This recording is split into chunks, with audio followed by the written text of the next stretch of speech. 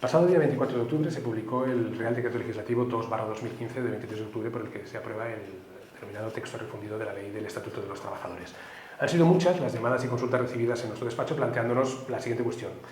¿Nos encontramos ante una nueva y desconocida reforma laboral? La pregunta, en principio, no nos debería sorprender.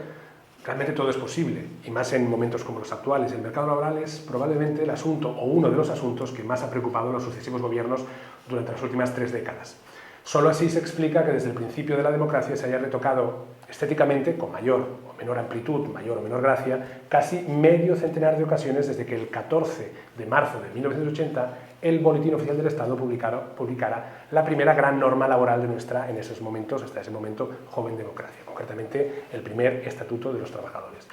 Retornando a la inicial pregunta con la que abríamos esta breve reflexión, estamos ante una nueva reforma laboral con este nuevo estatuto, debemos indicar que nada más lejos de la realidad. El Real Decreto Legislativo 2/2015 viene a mantener íntegramente la estructura y los actuales 92 artículos de nuestro histórico y tan modificado Estatuto de los Trabajadores, variando, eso sí, las disposiciones contenidas en su parte final, procediendo en este ámbito a una reestructuración formal integral, pero debemos reiterar, modificación más de forma que de fondo.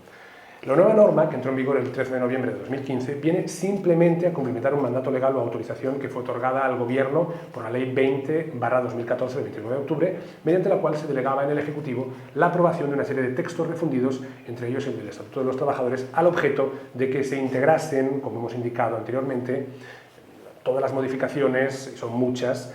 que se han ido produciendo desde 1995, año en que se aprobó la Ley del Estatuto de los Trabajadores, que ahora expresamente se deroga, así como el resto de disposiciones y reglamentos de desarrollo que igualmente se hubieran modificado durante este dilatado periodo, más de 20 años. Veremos la vida útil de este nuevo texto, cuya vigencia se inicia en pleno periodo preelectoral y con avisos por parte de todas las fuerzas políticas, hoy en la oposición, de modificaciones, esta vez sí de carácter estructural en el mismo. Lo dicho, veremos si esas amenazas de cambio efectivamente se materializan y en qué calado y de qué forma lo hacen.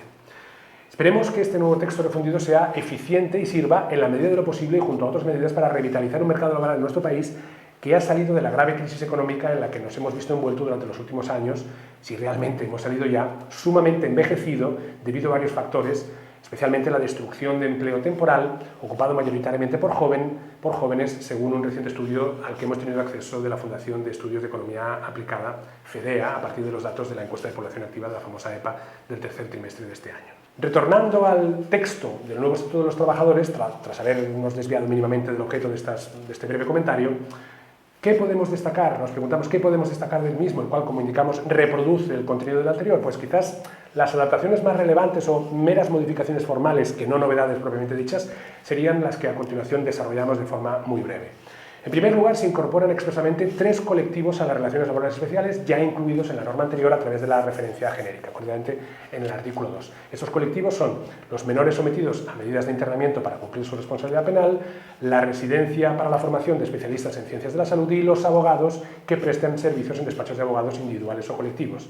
En segundo lugar, se incluye la obligación empresarial de comunicar a la Oficina de Empleo los contratos celebrados y sus prórrogas del anterior artículo 16.1 al actual artículo 8, dedicado a la forma del contrato, y se altera el orden de algunos párrafos de este último precepto sin modificar su contenido. Además, se añade el sometimiento a la normativa de protección de datos, del tratamiento de la información facilitada en la copia básica del contrato. En tercer lugar, y por lo que respecta a los denominados contratos en prácticas, se adapta la articulación del sistema de clasificación profesional mediante grupos profesionales dada por la reforma laboral, de forma que con la nueva norma los convenios colectivos sectoriales podrán determinar los puestos de trabajo o grupos profesionales objeto de este contrato. Esta modificación formal se encuentra recogida en el artículo 11.1a del Estatuto.